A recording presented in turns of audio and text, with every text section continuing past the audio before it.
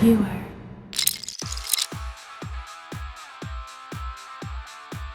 We will win the caucuses tomorrow. We will win the nomination, and we will win the general election in November 2016.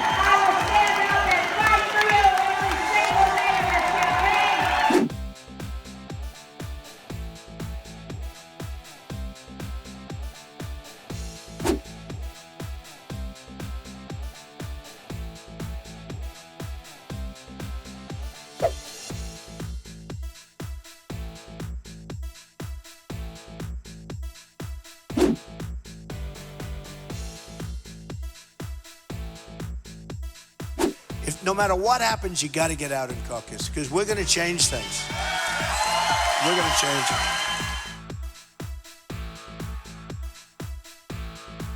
I'd rather not play my cards. I want to be unpredictable.